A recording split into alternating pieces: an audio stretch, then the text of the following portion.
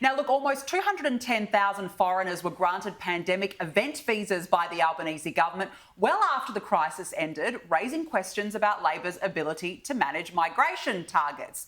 Now, 90% of those who received the visa since Labor was elected and had reached the end of their permitted time in the country, only 20% of those actually left the country since that visa expired. So, Tina, look, we've already got record migration numbers in this country, and now we've got visa holders who've overstayed their welcome and nothing's been done. I mean, we know that immigration is a weak point for Labor, but this is beyond a joke. It just gets worse and worse. As Tanya said, this is all politically motivated, not what's best for the country. And what is worse, besides the fact that only 20% have departed, we're funding the others up to $12 million to stay. We're funding their legal cases to help them stay here. I mean, it's madness. And I don't care what Albanese does. I think he's gone. I think the majority of Australians are terrified. The circumstances we're living in is horrific. And I think he's gone. I really do, because he's not attempting to address any of these issues. No, they do. It's just swept under the rug. And migration is such a big problem right now. You know, it's impacting so many different facets of our lives. But that's a big oversight, Tanya. 90,000 people just seemingly swanning about without a visa. Well, yes, on a COVID pandemic visa that expired. It's extraordinary. And Tina's right. They are funding these community legal centres that constantly advertise that they provide free legal advice to migrants and to visa holders. It's not free. The taxpayer's paying for it. And what they're doing is gaming the system. So half these people are now on student visas or they're on a new protection order, and they get advice from these community legal centres on how to game the system, and they do so. Yes. And they won't be going anywhere because they want to stay in Australia. Well, clearly. I'll tell you where you can find them. You can find them in those protests most weekends. And that's the problem. That's the problem. Exactly. At universities. And at universities and encampments, just sitting there disgusting.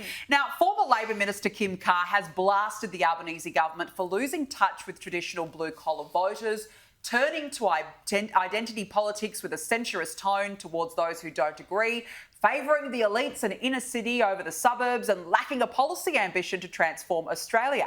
Now, this is a pretty damning indictment from within the party. Mr Carr wrote this in his upcoming memoir that Labor's primary vote is in rapid decline as its traditional voters have lost faith and the prospect of a minority government beckons. Tina, look, this is a pretty frank but very accurate assessment. It's spot on. I love a good Labor memoir. So do I. I'll be reading it. But this is, he's quite right. And it's not, Albanese and his whole cabinet, they do attack people that don't agree with them. That's the premise of his argument. And it's so true. And again, people are so attacked, they're too scared to speak up, but we all have to speak up now and show what we feel when we vote in the next election. And I agree with him. He really has lost touch with that blue-collar base. I mean, the working class base was Labor's heartland now. Not anymore, Tanya. They have just disowned that part of the base. Yeah, and so many working class people are now moving to parties like One Nation and of course the Coalition. Look, it must be very demoralising for federal Labor today when a Labor elder comes out like that. So, and I can only imagine that nobody took any press today as Kim Carr did so.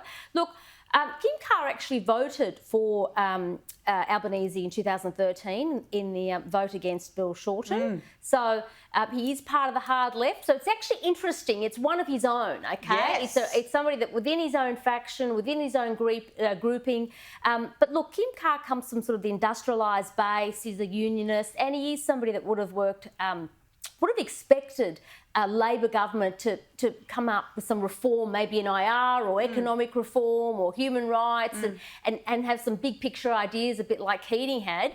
Instead, it's been a small target strategy, and all he's doing is just plodding along. But you know what? So it must be very Albanese frustrating for these Labor elders. He's so arrogant, he couldn't care what was written. He really couldn't care. And the other problem is Albanese and others have been staffers or in that little Labor bubble their entire lives. They've got no idea what it is to be like a gyprocker, a plumber. No. Anyone. Well, hang on.